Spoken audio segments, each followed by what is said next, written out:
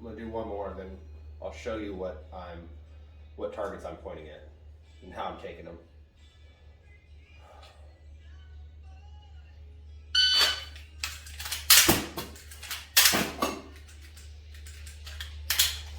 Not the perfect grip I wanted. It was a little bit off. I made it work, and I had to slow down on my trigger pulls on the targets that I'm pointing at, which is important because they're not always going to get that perfect grip, but yet you still got to, a lot of times instead of adjusting, you're able to shoot through it.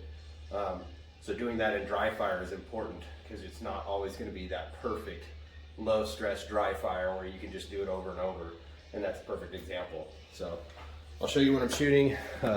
Essentially, I got my TV going, play some old school metal. I was starting on this target, reloading to this target or vice versa, and then I would reload again and I would shoot these two and these two.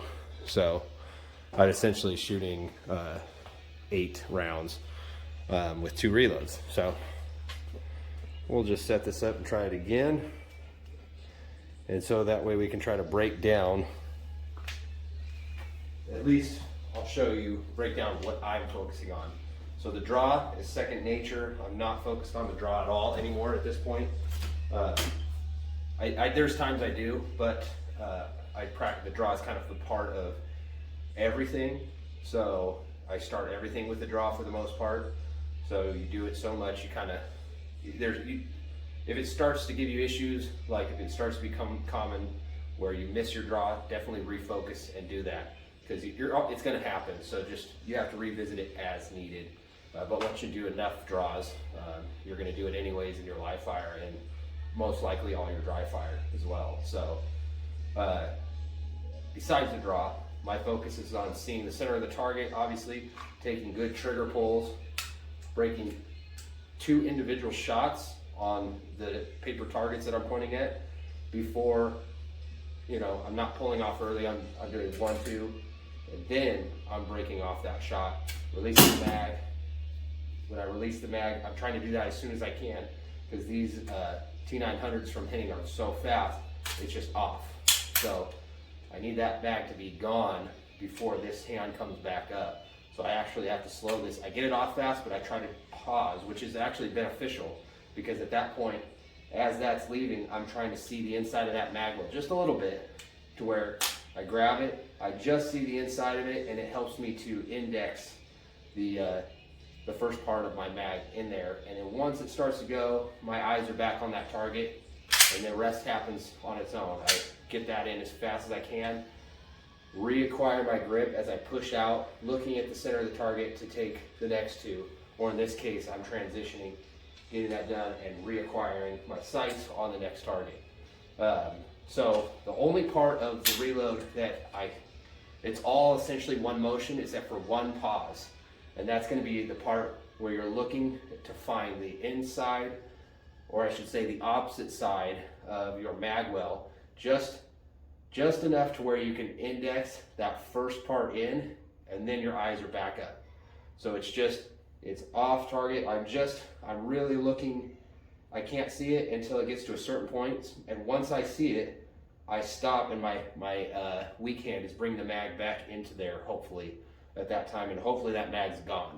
That's the hope, because that needs to get out of the way, because that is the slowest part of the reload. If you become proficient enough in this, is the mag actually getting out of the way is the slowest part. And you'll hit your finger, you'll hit your mag, and you'll throw mags and do things like that. So it's really important to me that I'm focused after I break that last shot, get that mag out, focus on the first time I see it. So right now I can't see it, so it has to come to about here where I can just see the other side of that mag well and not the top side. And that's important, just seeing that. Once it starts, as soon as I know it's in, my eyes are back on the next target where I'm gonna aim. And naturally, like if it's over here, if I'm coming off this target and going over here, as soon as I go like this and start to look at that target, my body shifts instinctively almost. I don't have to tell it what to do. It's just happening because I get that in, and your shoulders start turning where your eyes are looking. So it's not a whole lot you have to think about on that. And then establish that grip, get the sight picture, take 2 shots. Steel, I like the steel it's separate to where I have to take 4 individual shots. And you can split that up however you want. I just like to incorporate steel or single shot stuff on a smaller target to signify steel, because it helps break up just that monotony of the 2, where you don't get the recoil to actually see your second shot sight picture like you would in live fire. But if you're shooting a single shot steel, you have to find that center and really be deliberate in what you're seeing. If you're on the edge, you know, do you know you're on the edge, or were you just outside, or you're just giving yourself because it's dry fire?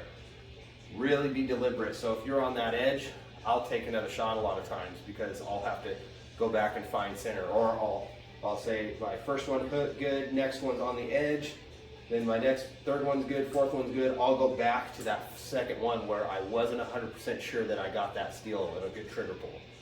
So I'll do that in my dry fire, because that's going to happen in live fire. I try to be honest with myself. So anyways, just some things to look at. Now that I've talked, gotten cold, let's try this again and see where I'm at.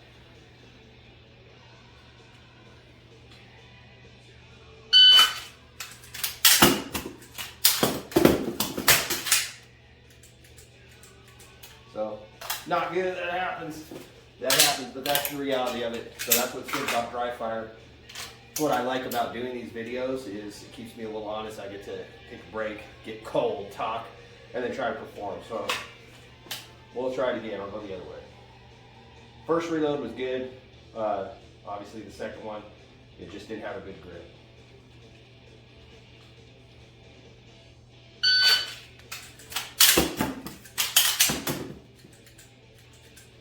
So better, I hit that, as you saw, I hit the mag on the way out, almost lost it, didn't have the perfect grip, but I was able to get it in there. I got away with it essentially.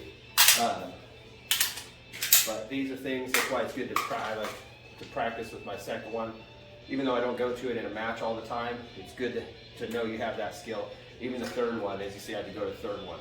So when you make a mistake, instead of starting over, it's because it's dry fire, finish it through like you would in a match, because you would have to in a match. You're going to let that go. You're not going to go down and pick it up. You're just going to go to the next mag, because that's faster. So practice, try to implement some of the things. I'm not saying all the time. I definitely don't do all the time. When I'm really focused on a certain thing, if I screw it up, I want to wash that out of my brain. Sometimes that's a good thing. Wash it out of your brain.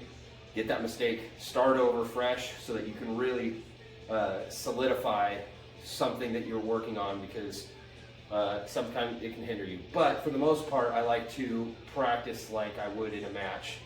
I wouldn't have that option to start over. Oh, stop, that wasn't a good run. Mulligan sort of thing. So anyways, let's try it again. A little break, cool down, and then see what I can do.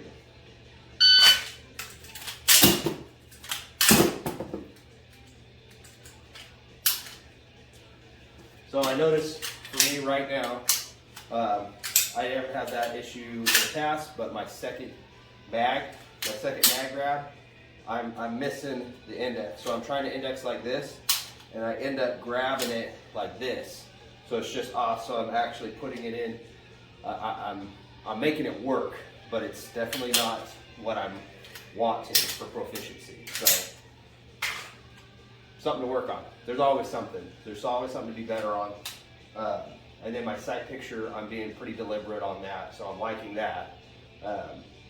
But in the sight picture, being so deliberate, I'm not really, this one's I've done so many times, it's kind of natural. I'll still screw it up sometimes for sure, but the second one is not as many reps for sure, so something to work on.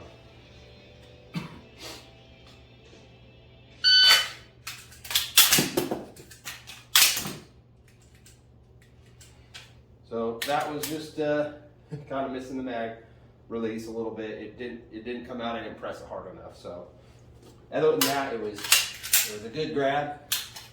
The first one just caught an edge and I fought it in. That's not bad. It didn't cost me much time. It wasn't perfect, but it wasn't bad. It was in there.